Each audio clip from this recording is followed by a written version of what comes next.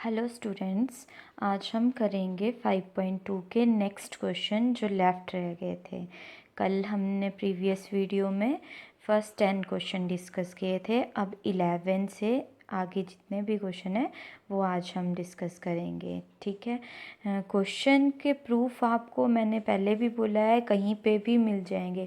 बस आपने क्या करना है, मेन मोटिव होता है कि स्टेटमेंट समझ आनी चाहिए। क्वेश्चन जो दिया है, क्वेश्चन क्या पूछा है वो समझना है आप लोगों ने। फिर क्वेश्चन आप इजीली खुद भी कर सकते हैं, ठीक है। तो देखिए, फर्स्ट हम 11 क्वेश्चन करेंगे।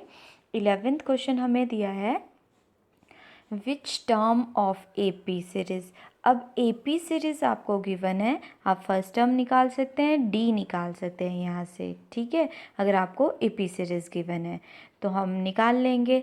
अब क्या बोला है, which will be, which term बोला है ना, विच टर्म, टर्म मतलब एन क्या होगा, will be 32 more than the 54th term, 132।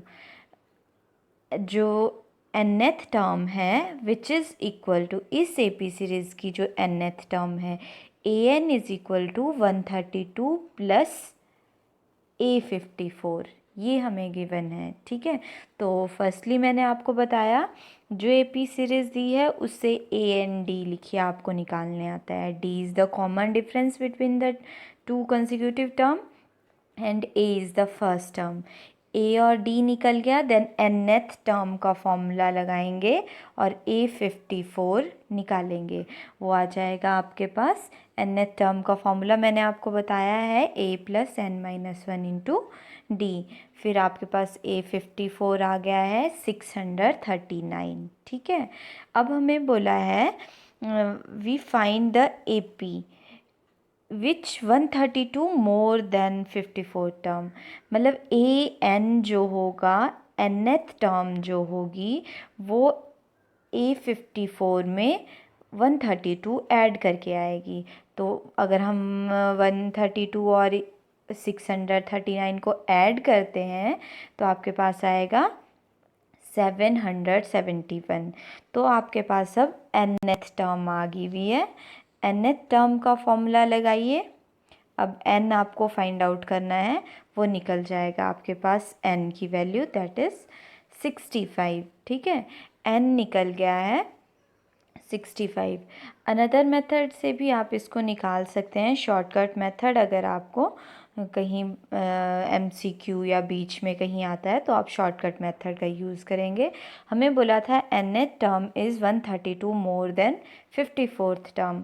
जब हम nth टर्म निकालते हैं n is equal to 54 plus जितना नंबर दिया है अपॉन 2, 132 अपॉन 2 सिंप्लीफाई करेंगे तो हमारे पास निकल जाएगी 65 टर्म। अनदर मेथड है ये शॉर्टकट मेथड, आप इसका भी यूज़ कर सकते हैं।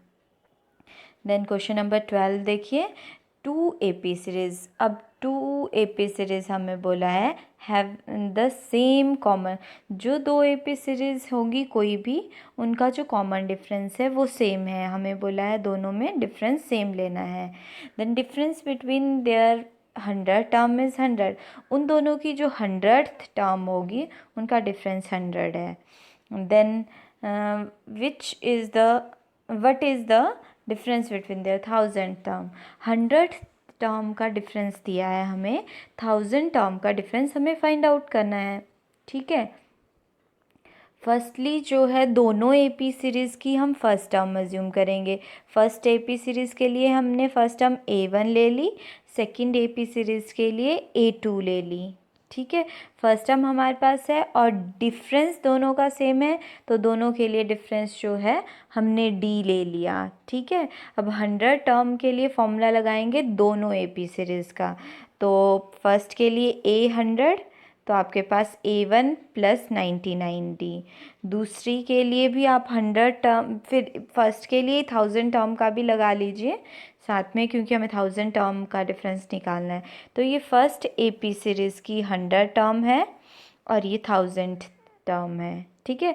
अब सिमिलरली सेकेंड AP सीरीज़ की निकालेंगे, 100 टर्म निकल जाएगी A2 प्लस 99D और 1000 टर्म निकल जाएगी 82 प्लस 999D।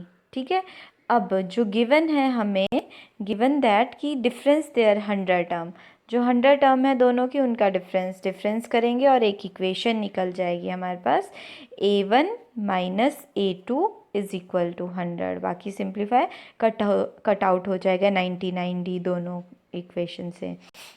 देन अब हमें फाइंड आउट करना है डिफरेंस बिटवीन देयर 1000 टर्म।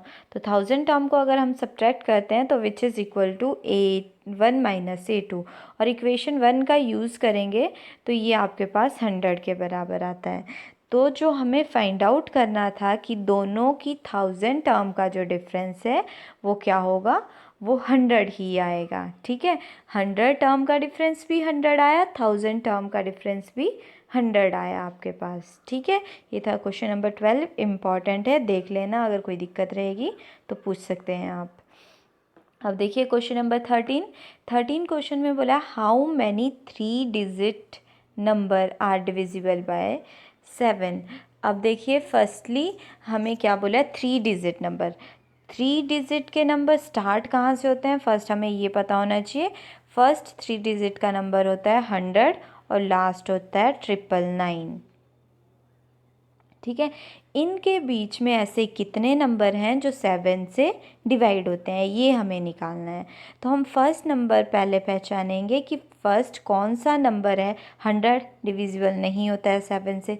इसी तरह से आप ढूंढिए, तो फर्स्ट नंबर इज़ 105 जो कि 7 से डिवाइड होता है। फर्स्ट नंबर 105, 7 के मल्टीपल चाहिए, प्लस 7 कर देंगे तो 112, नेक्स्ट इज़ 119। ठीक है, इस तरह से एक सीरीज़ बन गई है, AP series 105, 112, 119 and so on. ठीक है, बट अब हमें लास्ट नंबर भी पता होगा इसका, वो कैसे, देखो 3 डिजिट का जो लास्ट नंबर है वो है 999। ठीक है, अगर आप 999 को 7 से डिवाइड करते हैं तो आपके पास रिमाइंडर बच जाएगा 5।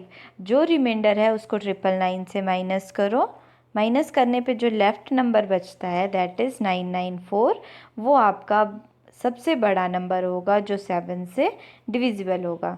तो आपकी जो AP सीरीज़ है वो ये जो है, उसकी लास्ट टर्म भी हमें पता है, फर्स्ट टर्म भी, और डिफरेंस भी पता है, तो हम इससे n फाइंड आउट कर सकते हैं कि कितनी टर्म्स हैं जो 7 से डिविजिबल हैं। तो an हम ले लेंगे 994, n हमें फाइंड आउट करना है, d हमारे पास 7 है, a 105। फॉर्मूले में an के फॉर्मूले में पुट करेंगे तो आपके पास n आ जाएगा। तो n आ जाएगा, सिंप्लीफाई करेंगे तो आपके पास n इज़ 128। 128 3 डिजिट के नंबर हैं जो कि 7 से डिविजिबल होते हैं। ठीक है, क्वेश्चन बहुत ही ध्यान से आप लोगों ने समझना है। क्वेश्चन समझ आ गया तो आप आंसर ज़रूर कर सकते हैं। ठीक है, अब 128 नंबर तो हम नहीं लिख सकते हैं, जैसे मैंने फर्स्ट 3 लिख दिए, लास्ट का लिख दिया। ठीक है, बीच के लिखेंगे तो टाइम बहुत लगेगा, बहुत टाइम को बचाने के लिए हमने AP फॉर्मूले का यूज़ कर लिया, जिससे कि इजीली हमने बता दिया कि कितने टर्म्स हैं आपके पास। 128 नंबर ऑफ टर्म है जो कि 7 से डिविजिबल है। ठीक है, अब नेक्स्ट क्वेश्चन है 14 क्वेश्चन में बोला how many multiple of 4 lies between 10 and 250।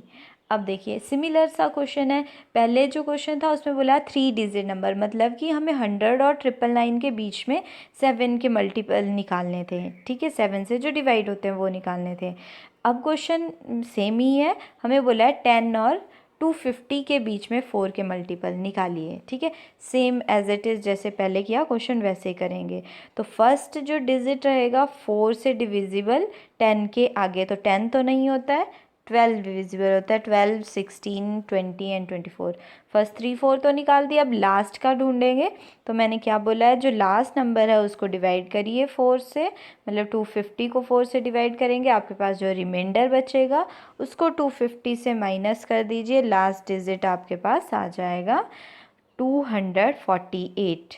ठीक है, लास्ट डिजिट आपके पास आ गया हुआ है।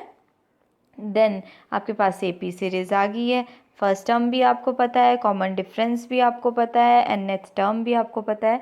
अब आप नंबर ऑफ टर्म निकाल सकते हैं an का फॉर्मूला लगा के। तो 60 टर्म है हमारे पास मल्टीपल ऑफ 4, जो कि 10 और 250 के बीच में आ रही हैं। ठीक है, देख लेना, कोई दिक्कत रहेगी क्वेश्चन में तो पूछ लेना। ठीक है, क्वेश्चन नंबर 15 देखिए, for what value of n की क्या वैल्यू होगी, सिमिलर n की वैल्यू ही फाइंड आउट करनी है। कंडीशन दी है, are the nth term of AP are equal, मतलब कि 2AP सीरीज़ दी हैं हमारे पास। 2AP सीरीज़ में जो nth टर्म है वो आपके पास इक्वल दी है, ये बोला है इनकी दोनों की nth टर्म इक्वल होगी। तो फर्स्टली हमें nth टर्म फाइंड आउट करनी है फर्स्ट AP सीरीज़ की, देन सेकंड AP सीरीज़ की, दोनों की निकल जाएगी, उनको इक्वल कर देना है तो n की वैल्यू निकल जाएगी। ठीक है, बहुत ही ईजी क्वेश्चन है। तो फर्स्ट AP सीरीज़ से हमने a और डिफरेंस लिख दिया, ए और डिफरेंस लिख दिया, ए एन का फॉर्मूला लगा के nth टर्म निकाल दी in terms of n, 61 plus 2n। ठीक है, similar step second AP series के लिए करेंगे। सेकंड एपी सीरीज़ की फर्स्ट टर्म और डिफरेंस लिख के ए एन का फॉर्मूला लगाया और nth टर्म निकाल दी इसकी भी, दैट इज़ 7n प्लस 4। जो दोनों इक्वेशन आई है वो nth टर्म है इक्वेशन 1 में फर्स्ट एपी सीरीज़ की, इक्वेशन 2 में सेकंड एपी सीरीज़ की। अब हमें कंडीशन दी है कि दोनों जो हैं वो इक्वल दी हुई हैं, इक्वल हैं तो दोनों की इक्वेशंस इक्वल कर दीजिए। लेफ़्ट साइड इक्वल है, राइट हैंड साइड आप ऑब्वियसली इक्वल होगी। इक्वल करने के बाद सिंप्लीफाई करेंगे तो आपके पास n की वैल्यू आ जाएगी 13, n इज़ 13, जिसमें कि बोथ एपी सीरीज़ इक्वल होंगी nth टर्म उनकी।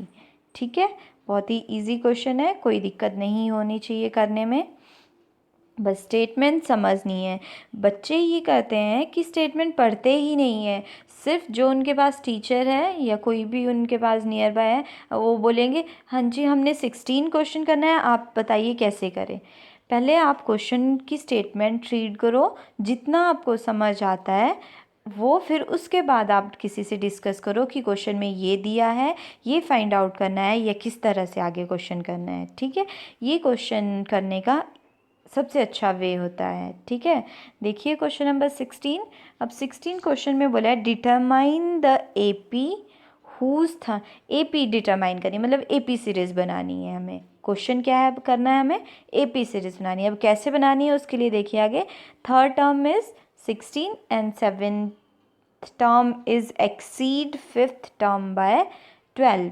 दो कंडीशन दी है, फर्स्टली थर्ड टर्म जो है वो 16 दी है, थर्ड टर्म का फॉर्मूला लगाया a प्लस 2d, हमारे पास 16 है, फर्स्ट इक्वेशन लिख देंगे। ठीक है, सेकंड बोला है seventh term is exceed fifth term by 12, मतलब कि a7 is equal to a5 plus 12।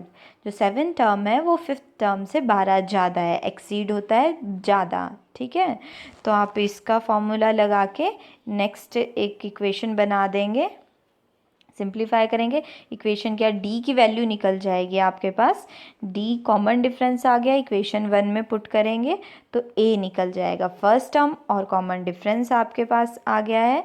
अब आप AP सिर्फ बिल्कुल ईजीली लिख सकते हैं। फर्स्ट टर्म आपके पास 4 है, कॉमन डिफरेंस आपके पास 6 है, 4 plus 6 10, 10 plus 6 16, 16 plus 6 22 and so on. इस तरह से AP सीरीज़ आपके पास आ जाएगी। ठीक है, जितनी भी आपको प्रीवियस चीज़ें करवाई होती हैं उनका यूज़ करना होता है आप लोगों ने। ठीक है, फर्स्टली जब फर्स्ट एक्सरसाइज करवाई तो वहाँ पे क्वेश्चन था कि A और D दिया है, AP सीरीज़ निकालो, तो आपने वो चीज़ यहाँ अप्लाई की है।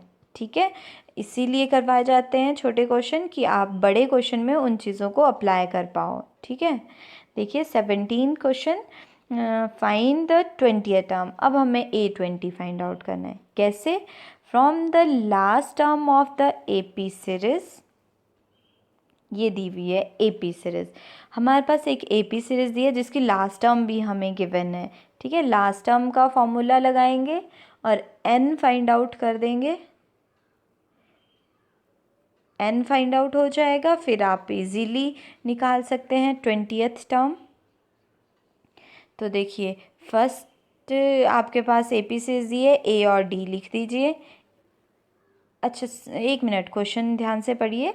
फ्रॉम द लास्ट टर्म, ठीक है, हमें 20th टर्म नहीं निकालनी है, 20th टर्म निकालनी है हमें फ्रॉम द एंड, ठीक है। लास्ट से 20th टर्म निकालनी, मतलब कि यहाँ से हमें काउंट करनी है पीछे से कि 20th नंबर पे कौन सी टर्म होगी। स्टार्टिंग से होगी तो हम इजीली लिख देते, A20 का फॉर्मूला लगाते और A+19D और A और D की वैल्यू पुट कर देते और हमारे पास 20th टर्म आ जाए।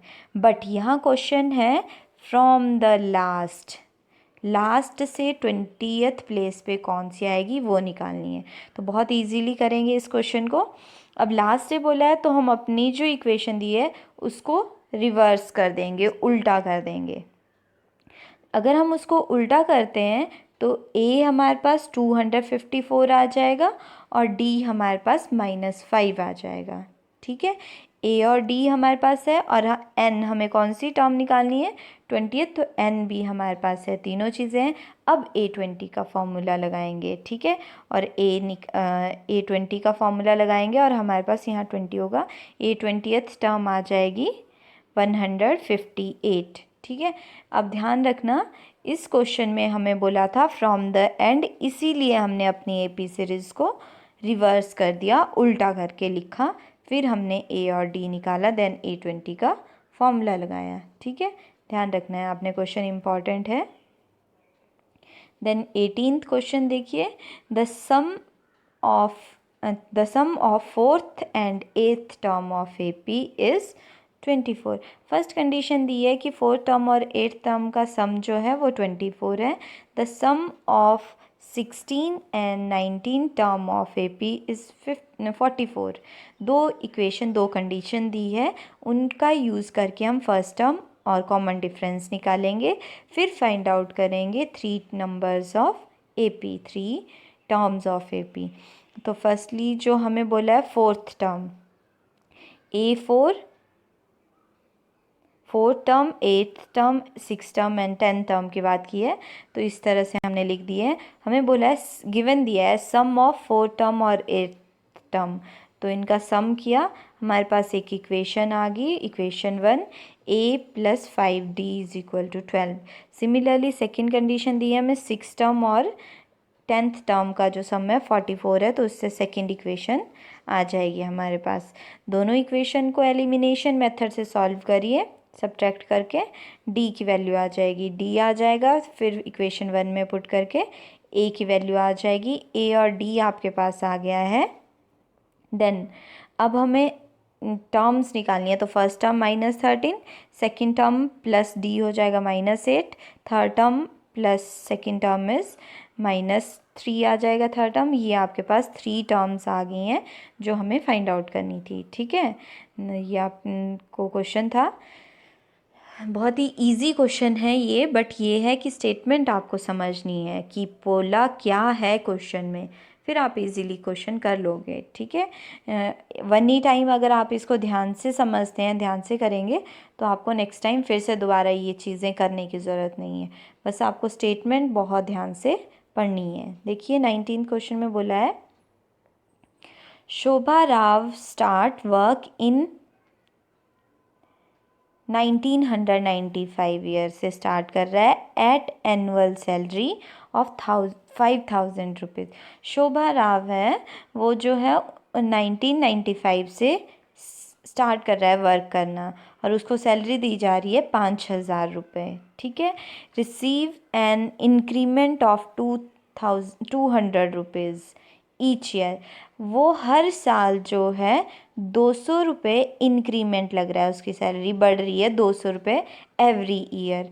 मतलब फर्स्ट ईयर हमारे पास 1995 था तो उसकी 5,000 थी, 1996 में उसकी सैलरी 5,000 + 200 हो जाएगी। वैसे 1997 में उसकी सैलरी 5,000 + 400 हो जाएगी। इसी तरह से 200 का इंक्रीमेंट लगाया जा रहा है। तो हमें क्या बोला है, विच ईयर, कौन सी ईयर में उसकी जो इनकम है 7,000 होगी, कितने साल बाद उसकी इनकम 7,000 होगी। बहुत ही इजी क्वेश्चन है। फर्स्ट टर्म AP सीरीज हम बना देंगे 5000, 5200, 5400 and so on. First term हमारे पास है, कॉमन डिफरेंस हमारे पास है और AN हमारे पास दिया है nth टर्म। ठीक है, तो n निकालना है हमें। AN का फॉर्मूला लगाइए तो n इजीली निकल जाएगा। तो 11 साल बाद उसकी सैलरी 7000 होगी। ठीक है, अगर 200 का इंक्रीमेंट लगाते हैं तो 11 साल के बाद उसकी सैलरी 7000 होगी। ठीक है, बहुत ही इजी क्वेश्चन था। देन क्वेश्चन नंबर नेक्स्ट देखिए 20th। Ramkali save 5 rupees in first week of the year and then increase her weekly saving is 1.75 rupees. If in nth week her weekly saving income is 20.75 rupees, find the n। बहुत ही easy है ये question भी। हमें बोला है पहले उसकी saving first week में 5 रुपीज़ थी, इंक्रीज़ हो रही है उसकी सेविंग 1.75 रुपीज़। ठीक है, ये इंक्रीज़ है मतलब ये हमें D दिया हुआ है, A हमारे पास है, D हमारे पास है और उन्होंने पूछा है कौन से वीक में उसकी सैलरी 20.75 होगी। ठीक है, तो ये हमारे पास AN दिया हुआ है, D भी हमें पता है, AN भी हमें पता है। अब N फाइंड आउट करना है तो AN का फॉर्मूला लगाएंगे। ठीक है, वैल्यूज़ पुट करेंगे, देन सिंप्लीफाई करेंगे, AN इज इक्वल टू 10। ठीक है, ये मतलब कि 10th वीक में उसकी जो सैलरी होगी, 10th वीक में उसका जो डिपॉजिट होगा वो होगा 20.75 रुपीज़। ठीक है, ये थे 20 क्वेश्चन। ये थी आपकी एक्सरसाइज 5.2। 5.2 कंप्लीट हो गई हुई है। अगर कोई भी दिक्कत है, इससे कोई भी क्वेश्चन है आपको, चाहे जो प्रीवियस वीडियो दी थी उससे या इस वीडियो से, तो आप मुझसे पूछ सकते हैं। ठीक है, दैट्स ऑल फॉर टुडे।